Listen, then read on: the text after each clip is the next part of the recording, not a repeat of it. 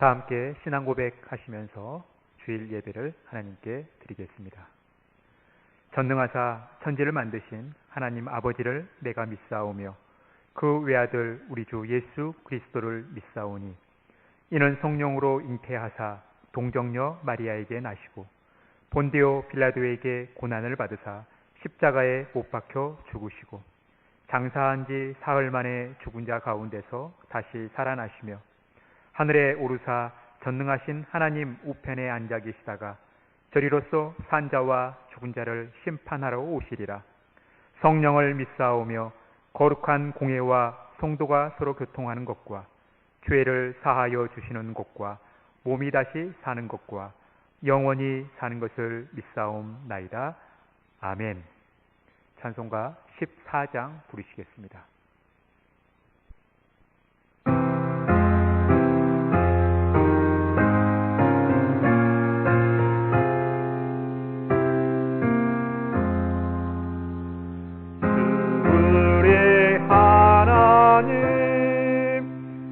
하늘에 계시니 온천하 만민수 앞에 찬송하네. 이 천지 만물도 주 앞에 엎드려 그 거룩하신 이름을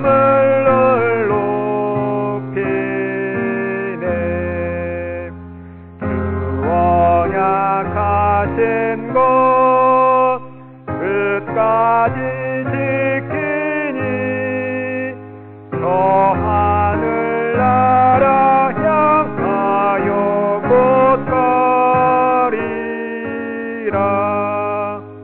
그 얼굴 배울 때 내 마음이 기쁘고 영원히 영광을 찬양하리. 왕의 왕 되신 주 하늘에 계시니 이 세상 죄악 이기신 구주 예수 저 천군 천사들 수옹이 하고서 군성도 함께 영원히 늘 섬기네.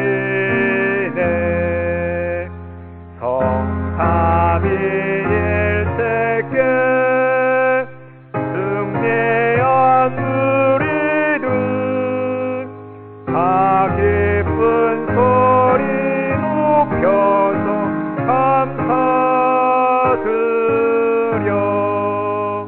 창조주 하나님 내 주님 되시니 주 앞에 나도 엎드려 경배하네.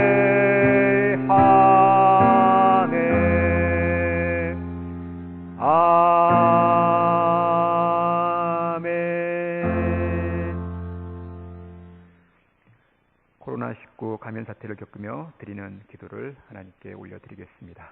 제가 기도하겠습니다. 주님, 우리를 두려움과 탐욕에서 구하소서. 우리나라 전국이 코로나19 때문에 심한 두려움에 빠져 있습니다.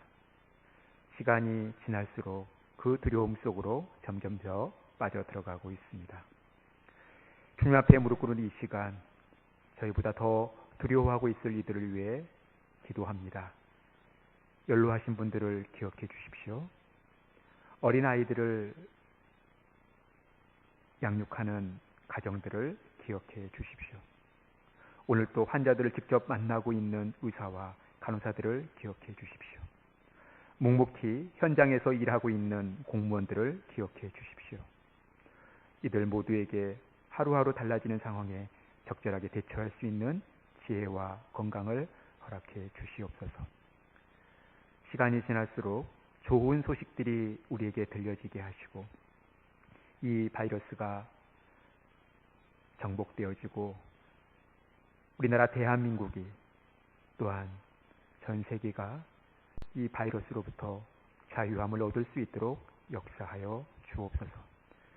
이제 우리 모든 성도님들이 공회에 모여 함께 예배하고 믿음의 교제를 나눌 수 있는 시간들이 속히 오게 하옵소서.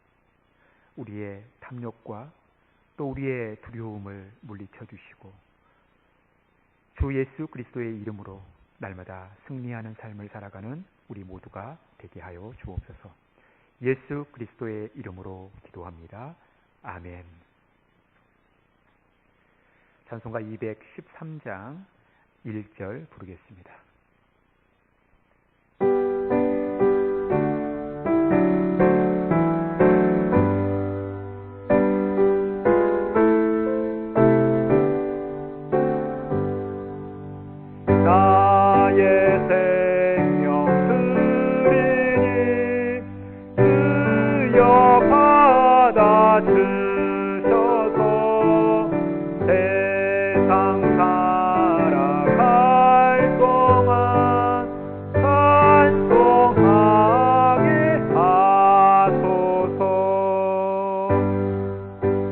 하나님, 오늘도 저희가 예배하며 하나님께 귀한 예물을 드리게 하심을 감사합니다.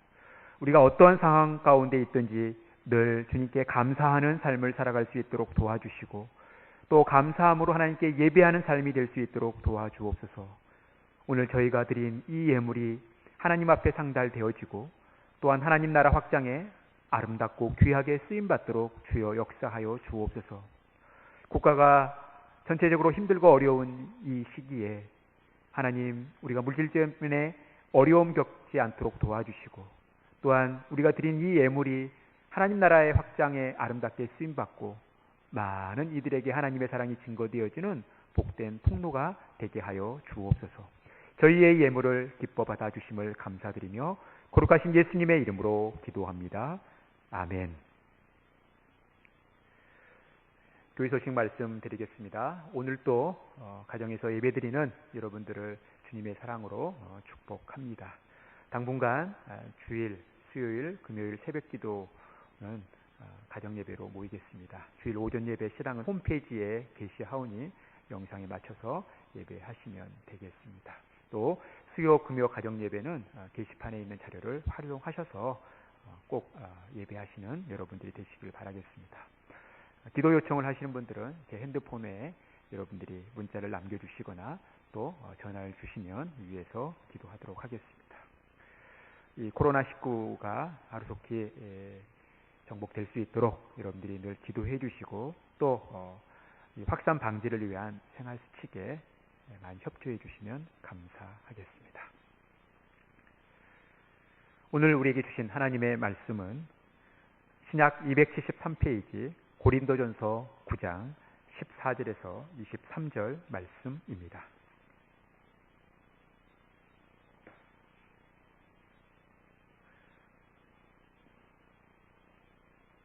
신약 273페이지 고린도전서 9장 14절에서 23절 말씀 제가 받들어 읽겠습니다. 이와 같이 주께서도 복음 전하는 자들이 복음으로 말미암아 살리라 명하셨느니라. 그러나 내가 이것을 하나도 쓰지 아니하였고 또 이 말을 쓰는 것은 내게 이같이 하여 달라는 것이 아니라 내가 차라리 죽을지언정 누구든지 내 자랑하는 것을 헛된 대로 돌리지 못하게 하리라. 내가 복음을 전할지라도 자랑할 것이 없음은 내가 부득불할 일임이라. 만일 복음을 전하지 아니하면 내게 화가 있을 것이로다. 내가 내 자의로 이것을 행하면 상을 얻으려니와 내가 자의로 아니한다 할지라도 나는 사명을 받았노라. 그런즉 내 상이 무엇이냐? 내가 복음을 전할 때에 값없이 전하고 복음으로 말미암아 내게 있는 권리를 다 쓰지 아니하는 이것이로다.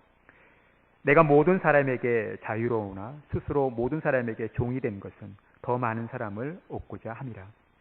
유대인들에게 내가 유대인과 같이 된 것은 유대인들을 얻고자 하며 율법 아래에 있는 자들에게는 내가 율법 아래에 있지 아니하나 율법 아래에 있는 자 같이 된 것은 율법 아래에 있는 자들을 얻고자 하며 율법 없는 자에게는 내가 하나님께는 율법 없는 자가 아니요 도리어 그리스도의 율법 아래에 있는 자이나 율법 없는 자와 같이 된 것은 율법 없는 자들을 얻고자 함이라.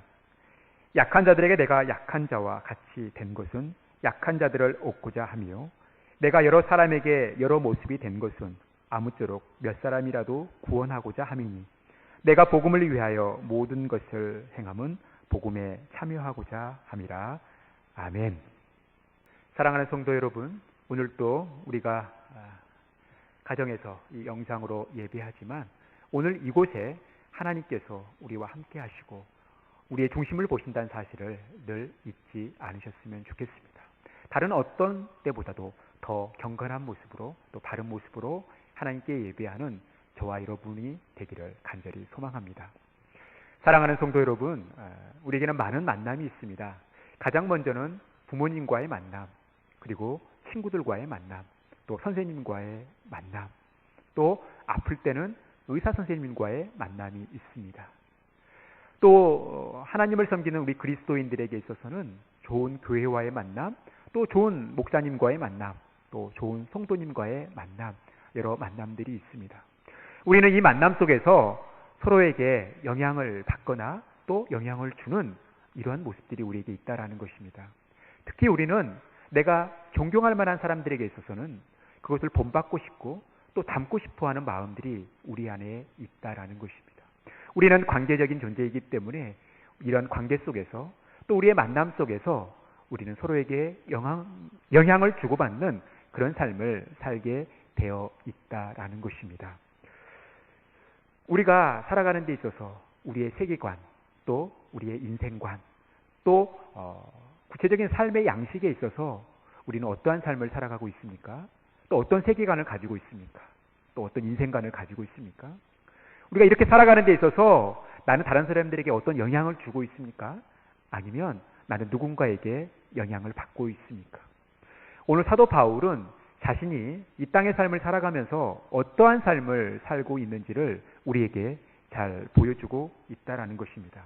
사도 바울의 삶을 한마디로 요약하면 복음을 증거하는 삶이라는 것입니다. 오늘 본문 말씀은 사도 바울이 복음을 증거하면서 어떠한 자세를 가지고 살고 있는지를 또 어떻게 사역을 감당하고 있는지를 우리에게 잘 보여주고 있습니다. 우리 18절 말씀 보실까요? 그런즉 내 상이 무엇이냐? 내가 복음을 전할 때에 값없이 전하고 복음으로 말미암아 내게 있는 권리를 다 쓰지 아니하는 이것이로다. 바울에게는 권리가 있었습니다. 우리가 오늘 읽진 않았지만 이 4절 말씀부터 보면요, 사도 바울은 먹고 마실 권리가 있었습니다. 또 믿음의 아내를 데리고 다닐 권리가 있었죠.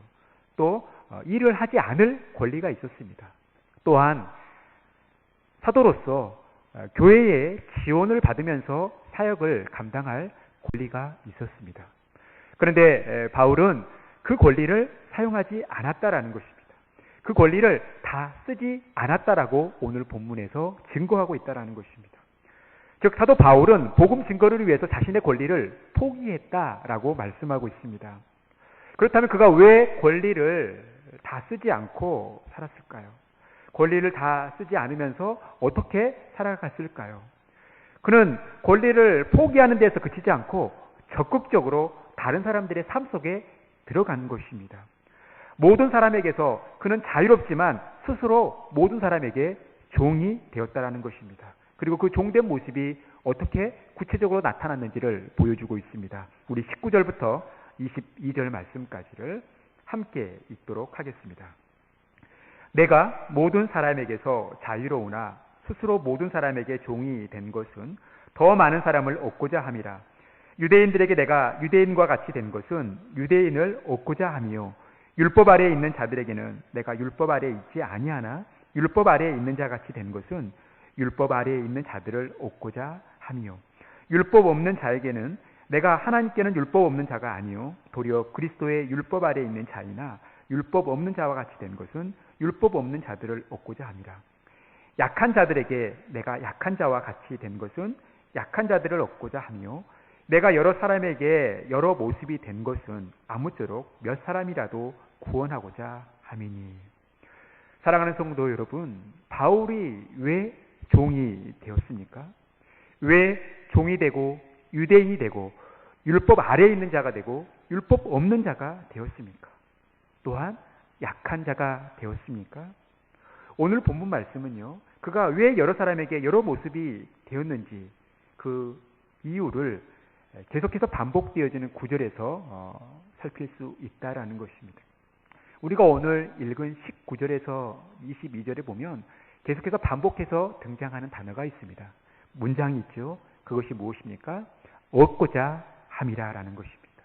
얻고자 함이라. 그렇다면 무엇을 얻고자 함입니까? 계속해서 얻고자 함이라, 얻고자 함이라, 얻고자 함이라, 얻고자 함이라. 그럼 이 얻고자 함이라는 것이 무엇을 의미하냐라는 거예요. 22절 끝에 보면 몇 사람이라도 구원하고자 함이니, 구원하고자 함이라는 거예요. 그가 얻고자 하는 것은 뭐냐면 바로 구원이라는 거예요. 영원 구원이라는 것입니다. 그가 종이 되고 그가 율법 아래에 있는 자가 되고 율법 없는 자가 되고 또 유대인이 되고 혹은 약한 자가 된 것은 다른 사람들의 생명을 구원하기 위함, 그들의 영혼을 구원하기 위함이었다라는 것입니다. 즉 그가 복음을 증거하면서 할 수만 있다면 많은 사람들을 주님께로 인도하는 삶, 그들이 예수 그리스도를 믿고 그리스도의 복음을 받아들여 영원한 생명을 누리는 데 있어서 그들이 영원한 구원을 얻는데 그의 삶의 목적이 있었다라는 것입니다. 이 일을 위해 그가 권리를 포기한 것입니다. 자기가 하고 싶은 일을 하지 않았다라는 것이에요. 먹고 마시고 싶은 일이 있었습니다. 자기도 아내를 데리고 다닐 권리가 있었습니다. 그가 사도로서 누릴 권리가 있었다라는 거예요. 하지만 그 권리를 다 쓰지 않고 과감히 포기하면서까지 그가 복음 증거하는 일에 힘쓰면서 그가 종이 되어지고 유대인이 되어지고 율법 아래에 있는 자가 되고 율법 없는 자가 되고 약한 자가 되었던 것은 그의 그 복음 사역을 통해서 많은 사람들이 구원을 얻는 데 있었다라는 것입니다.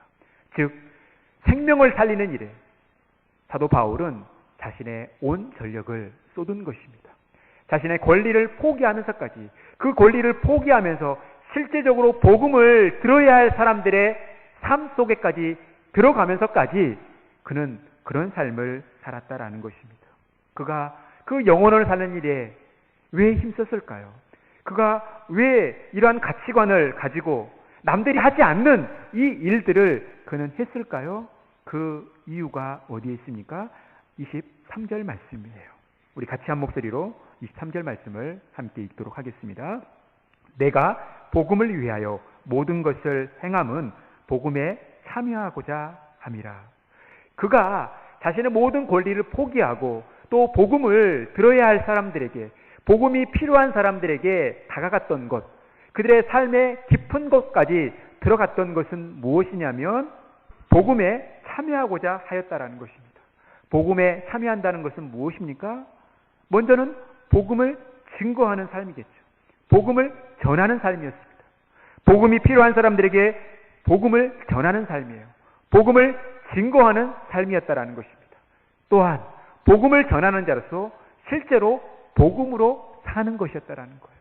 예수 그리스도께서 우리에게 주신 그 복음을 따라 살아가면서 그 복음을 많은 사람들에게 증거하는 것, 이것이 바로 사도 바울이 했던 복음에 참여하는 것이었어요. 즉 그가 복음에 참여하기 위해서 이러한 삶을 살았다라고 이야기하고 있다라는 것입니다. 그렇다면 어떻게 사도 바울은 그러한 삶을 살게 되었을까요? 사도 바울이 이렇게 삶을 사는 데 있어서 누가 사도 바울에게 영향을 주었을까요? 사도 바울은 누구에게서 그 영향을 받았냐라는 거예요. 그게 바로 17절 말씀입니다. 우리 같이 읽겠습니다.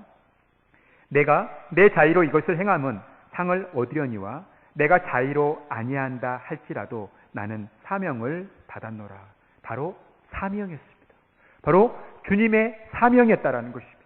주님으로부터 사명을 받았어요.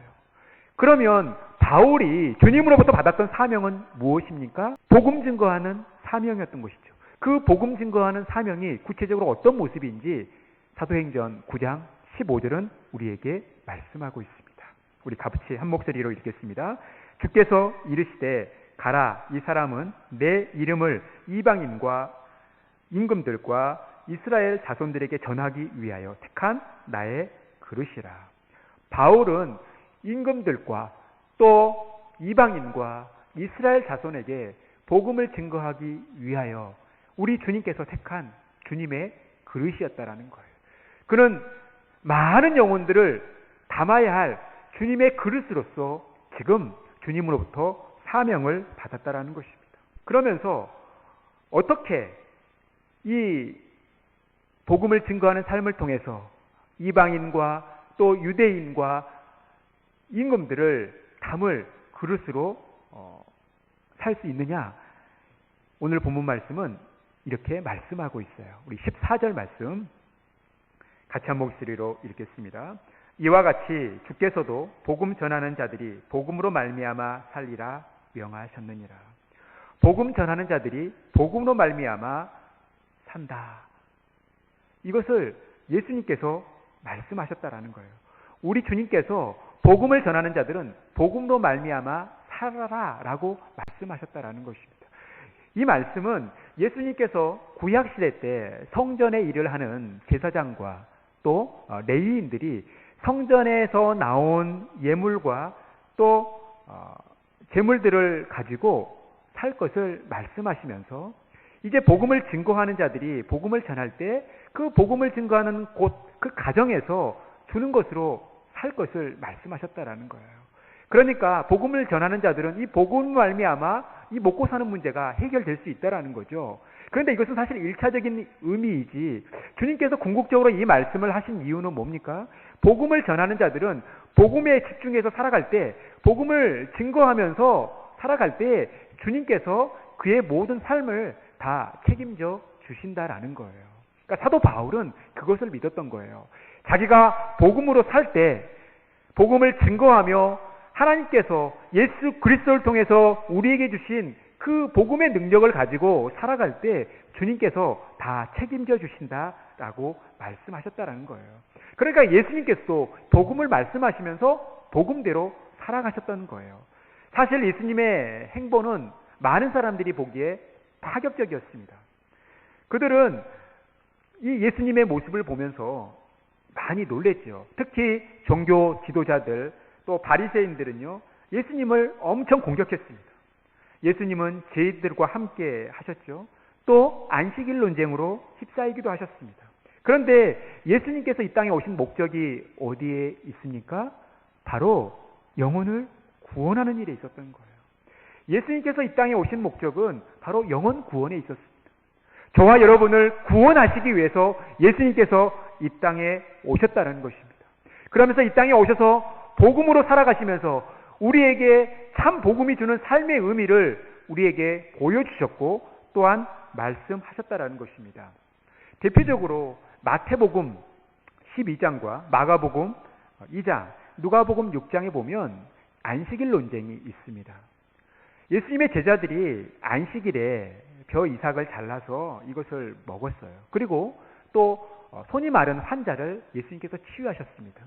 그때 바리새인들이 예수님에게 도전을 하죠. 안식일에 저렇게 해도 되냐라는 거예요. 안식일에 일을 해도 되냐라는 거예요. 안식일에 병 고치는 일을 해도 되냐라는 거예요. 이 질문 앞에 예수님께서 오히려 핵심적인 질문을 던지는 거예요. 안식일에 선을 행하는 것과 악을 행하는 것, 또 생명을 구하는 것과 죽이는 것, 어느 것이 옳으냐라는 거예요. 결국 이 안식일 논쟁에 있어서 중요한 핵심은 무엇입니까? 생명을 살리는 거예요. 우리가 안식일이라고 배고파서 죽게 생겼는데 안 먹을 수 있습니까? 일을 안 할 수 있습니까? 환자가 죽어가는데 안식일이라고 병을 안 고쳐서 되겠습니까? 즉 예수님의 이 안식일 논쟁에 있어서 핵심 포인트는 무엇이었냐면 생명을 살리는 거예요. 이 생명을 살리기 위해서 예수님께서 이 땅에 오셨다라는 것입니다. 예수님께서 생명을 살리시기 위해서 우리에게 오셨다라는 것이죠. 그게 바로 예수님의 성육신과 십자가의 죽으심이라는 것입니다. 그래서 우리가 그 예수님의 모습을 본받아야 한다고 사도 바울은 우리에게 말씀하고 있어요. 빌립보서 2장 5절에서 8절 말씀 같이 읽겠습니다. 너희 안에 이 마음을 품으라. 곧 그리스도 예수의 마음이니 그는 근본 하나님의 본체시나 하나님과 동등됨을 취할 것으로 여기지 아니하시고 오히려 자기를 비워 종의 형체를 가지사 사람들과 같이 되셨고 사람의 모양으로 나타나사 자기를 낮추시고 죽기까지 복종하셨으니 곧 십자가에 죽으심이라. 여러분, 예수님께서 이 땅에 오신, 인간의 몸을 입고 오신 이 성육신, 이 예수님의 모습은요, 우리 인간을 구원하기 위한 하나님의 현현의 결정체라는 것입니다. 하나님이 우리 인간을 구원하시기 위해서 예수님께서 이 땅에 오신 것입니다. 그리고 종교 지도자들이 꺼리는 사람들까지 가셨고 그들을 구원하시기 위한, 그들의 생명을 살리시기 위한 사역을 펼치셨다는 거예요. 무엇입니까? 그 이유는 뭐예요? 우리의 구원에 달려 있었다는 거예요. 이것이 예수님께서 이 땅에 오신 목적이었고 예수님께서 살아가시는 이유였다라는 것입니다. 그래서 이 예수님은요, 세리인 마태에게 찾아갔어요. 그때 바리새인들이 이걸 문제 삼죠. 왜 예수님께서 죄인과 식사를 하시냐라는 거. 이 예수님의 행보를 못마땅하게 여겼습니다. 그런 바리새인들에게, 그런 종교 지도자들에게 예수님께서 어떻게 말씀하시고 계십니까? 바로 마가복음 2장 17절 말씀이에요. 우리 같이 한 목소리 읽겠습니다. 예수께서 들으시고 그들에게 이르시되 건강한 자에게는 의사가 쓸데없고 병든 자에게야 쓸데있느니라. 나는 의인을 부르러 온 것이 아니요 죄인을 부르러 왔노라 하시니라. 예수님의 행보는요, 바리새인들과 여러 종교 지도자들이 보기에는 파격적인 행보였습니다. 정말 그들이 봐서는 이해할 수 없는 행동들을 하신 것이죠. 그런데 예수님께서 이 일을 하신 것은 무엇입니까? 많은 사람들이 부정하다, 많은 사람들이 멀리해야 된다는 사람들까지 찾아가신 이유가 무엇입니까? 그들은 환자이기 때문에 그렇다는 거예요. 그들은 영적으로 환자이기 때문에 하나님께서 예수 그리스도를 이 땅에 보내셔서 그들을 치료하셔야 했기 때문에 영적인 의사로 예수님께서 오셨다라는 것입니다. 즉 병든 자를 치료하시기 위해 예수님께서 이 땅 가운데 의사로 오셨다라는 거예요. 그러면서 우리의 구원을 이루셨고 우리를 치료하신 것입니다. 그러니 예수님은 철저히 복음에 의한 삶을 살아가신 것입니다. 하나님께서 예수 그리스도를 이 땅에 보내신 그 목적에 따라 예수님께서 충분히 행하실 그 권리를 다 내려놓으시고 바로 묵묵히 순종의 길을 걸어가셨던 것입니다. 그래서 지금 우리가 이 자리에 있는 것입니다.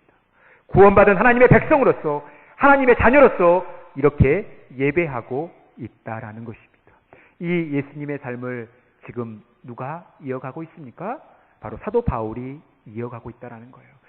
자기가 마땅히 눌러야 할 그 권리까지 다 포기하면서 바로 복음을 증거하는 일, 즉 생명을 살리는 일에 매진하고 있는 모습을 보고 있다라는 것입니다. 사랑하는 성도 여러분, 사도 바울은 모든 사람들이 할 수만 있다면 그리스도인들이 되기 위해, 그들을 그리스도인으로 만들기 위해 바로 종이 되었던 것입니다.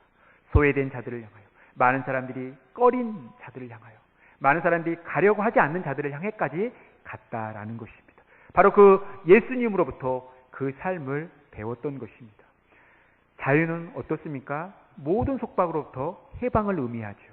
그런데 사도 바울은 모든 속박으로부터 해방되어지는 그 자유보다도 무엇을 선택했냐면 바로 예수님 안에 살아가는 것, 복음 안에 살아가는 것, 예수님께 얽매이는 것, 길이요 진리요 생명이 되시는, 또 사랑이 되시는, 복음의 능력이 되시는 예수님께 매이는 삶, 복음에 매이는 삶을 살았던 것입니다. 이것이 사도 바울이 살아갈 이유였던 거예요. 그러다 보니까 그가 권리를 포기하면서까지 복음을 증거했지만 전혀 그게 손해라고 여기지 않았다라는 거예요. 그가 고통 가운데 있으면서, 그가 박해를 당하면서까지 그것을 불행이라고 생각하지 않았고 오히려 십자가의 영광이요, 십자가의 능력이다라고 그는 고백하고 있다라는 것입니다. 사랑하는 성도 여러분, 우리가 이러한 삶을 살아가야 하는 거예요.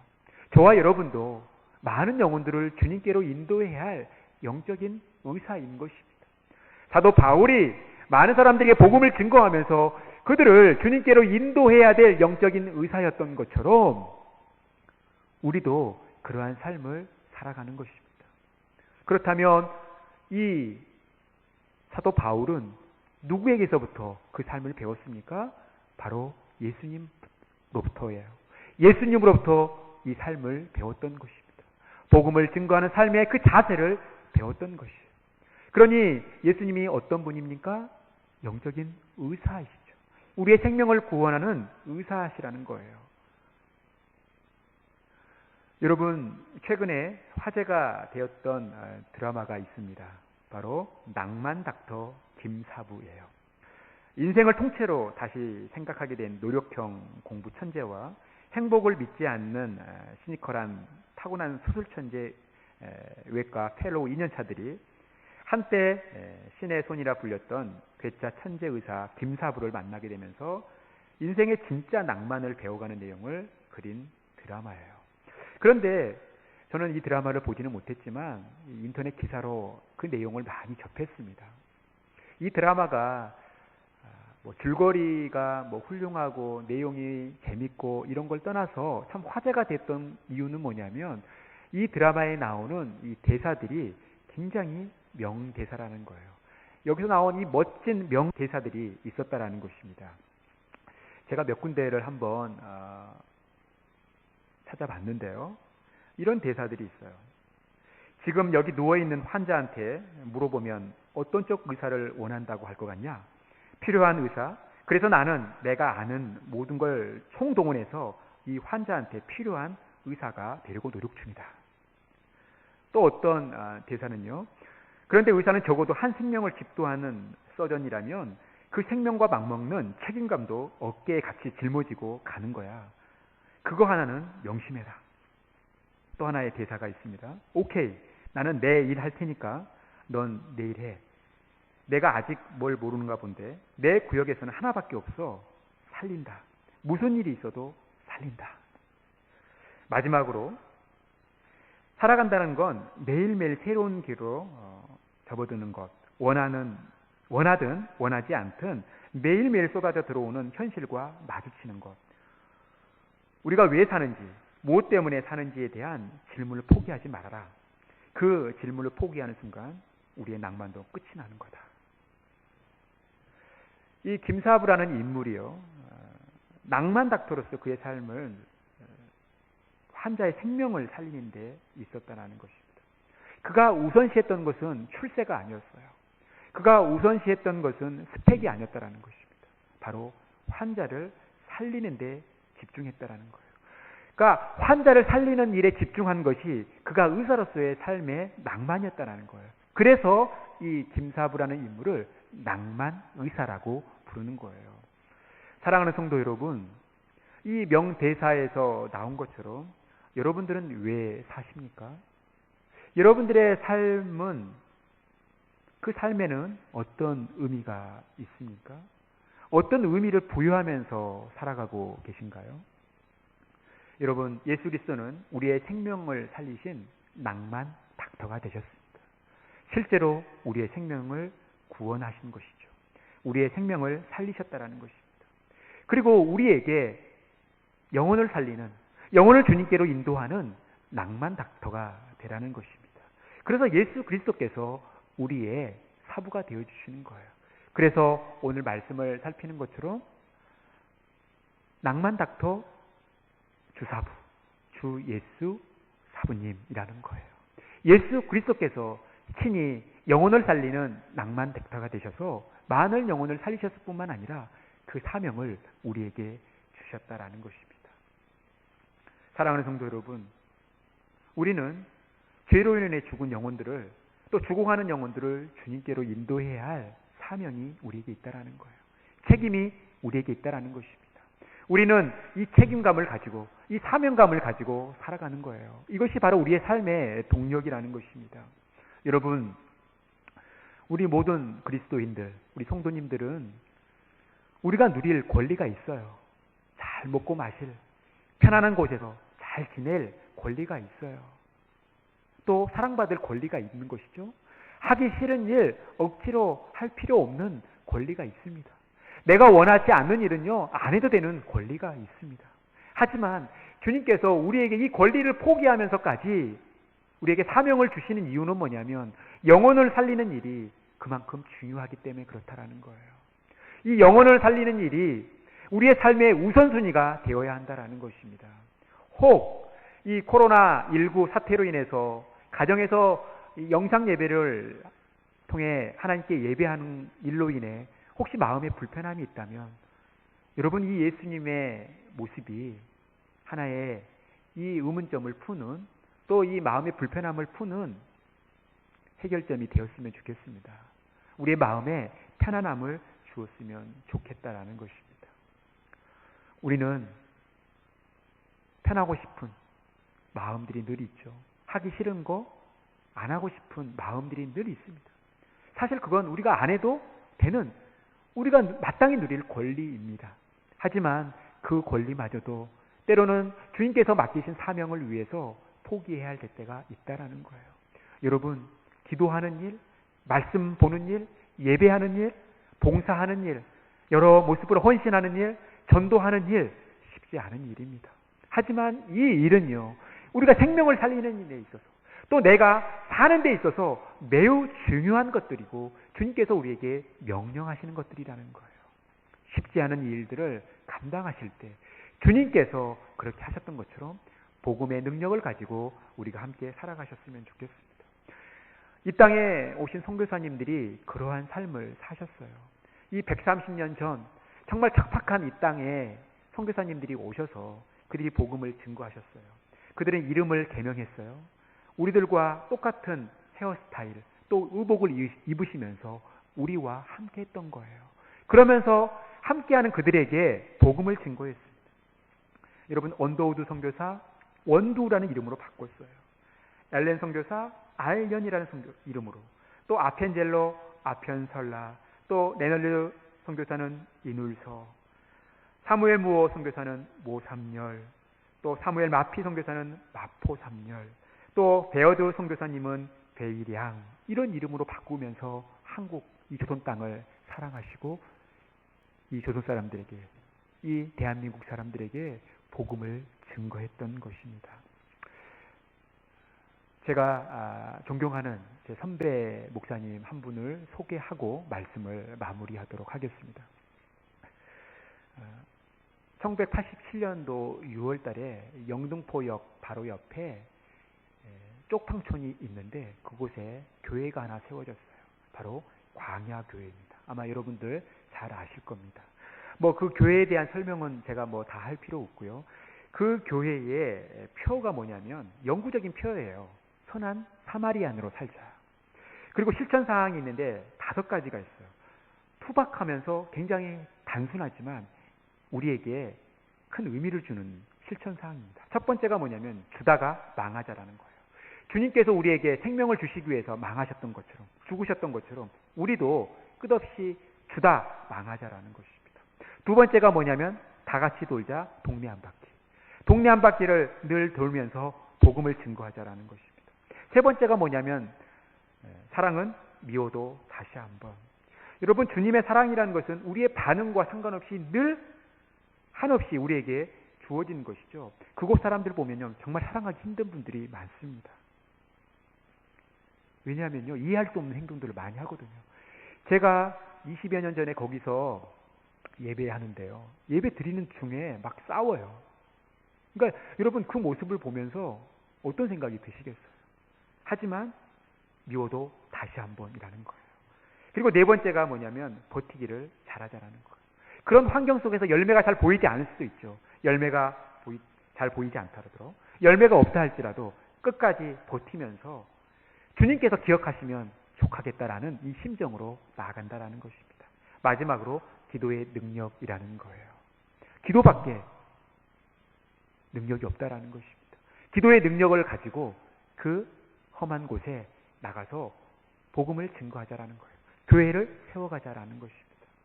여러분, 저희 선배 그 목사님, 임명희 목사님이신데 그 목사님이 정말 그들과 함께 어울리면서 그들에게 식사를 대접하면서 그들의 아픔을 들어주면서 그들의 고통을 들어주면서 그들과 함께하며 그분들에게 복음을 지금도 증거하고 있습니다.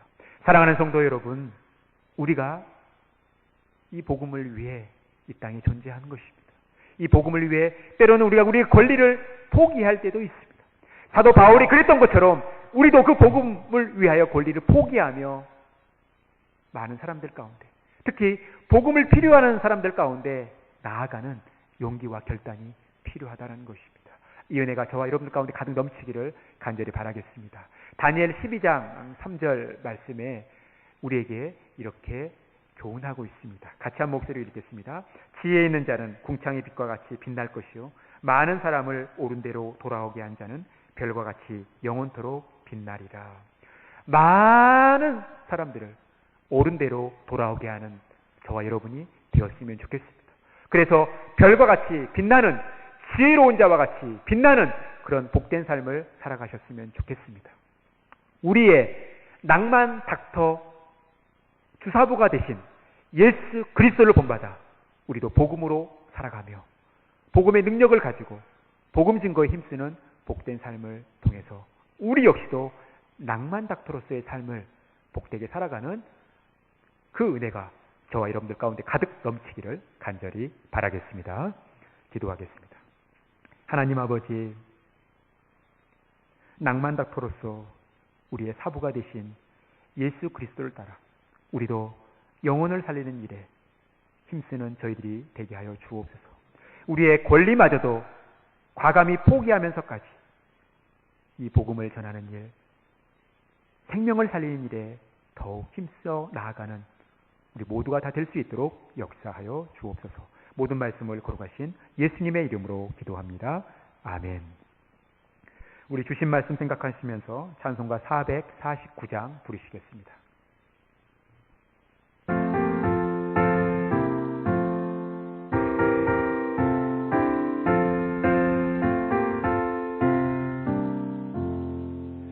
예수 따라가며 복음 순종하면 우리 행할 길 환하겠네.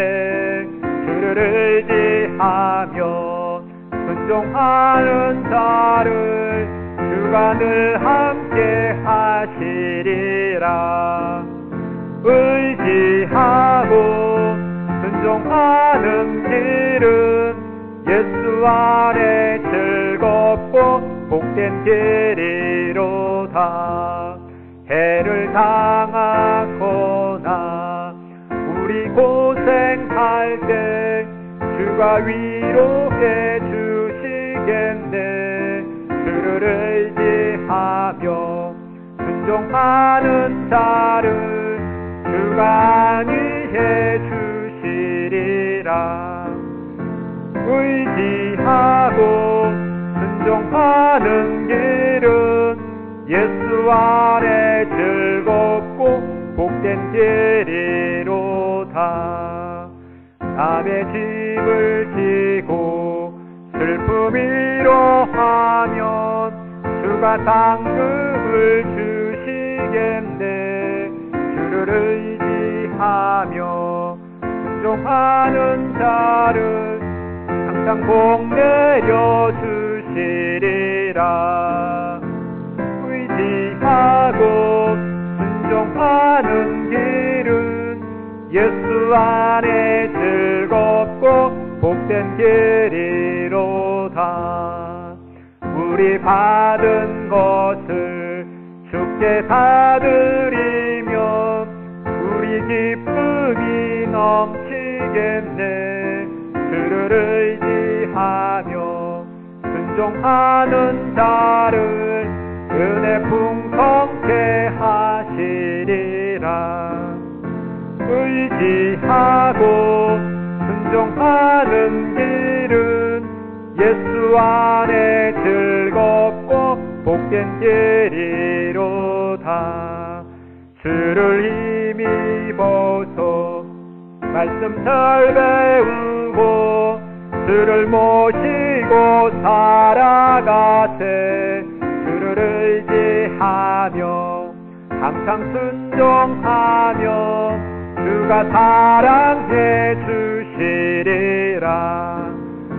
의지하고 순종하는 길은 예수 안에 즐겁고 복된 길이로다. 우리 이 시간 주신 말씀 생각하면서 결단의 기도를 하나님께 올려드리겠습니다. 우리의 진정한 낭만 닥터 사부가 되시는 예수 그리스도를 따라 우리도 낭만 닥터의 삶을 살아갈 수 있고 생명을 살리는 일에 우리의 삶의 낭만을 갖고 이 일에 힘쓰는 우리 모두가 다 되게 해달라고 이 시간 주여 한번 외치고 결단의 기도를 하나님께 올려드리겠습니다. 주여, 사랑과 은혜가 풍성하신 하나님 은혜를 감사합니다. 오늘도 하나님 사도 바울이 살았던 복음 증거의 삶, 사도 바울이 살았던 낭만 닥터의 삶을 하나님 우리에게 보여주심을 감사합니다. 낭만 닥터로서 진정한 사부가 되신 예수 그리스도를 따라 우리도 영혼 살리는 일에 힘쓰는 모두가 다 될 수 있도록 도와주옵소서. 우리도 이 땅에 주님께서 보내신 낭만 닥터가 될 수 있도록 인도하여 주옵소서. 무엇보다도 생명을 살리는 일에 우리의 삶의 우선순위를 두며 생명을 사는 일에 더욱 힘써 나아가는 우리 모두가 다 될 수 있도록 주여 역사하여 주시옵소서.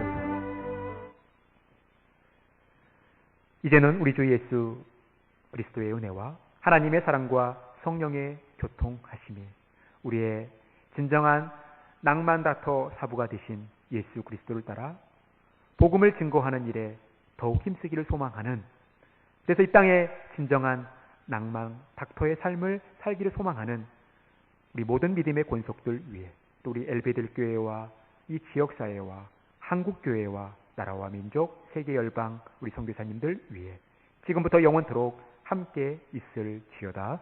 아멘. 예배를 마쳤습니다. 이번 주간 생일을 맞으신 분들 계십니다. 김승영 집사님, 정윤숙 권사님, 배무원 장로님 이번 주에 생일을 맞으셨습니다. 우리 축하의 박수 함께 드리겠습니다. 이번 한 주간도 하나님 말씀으로 승리하시고 건강 잘 지키시고 주님 안에서 행복한 한 주간 보내시기를 바라겠습니다.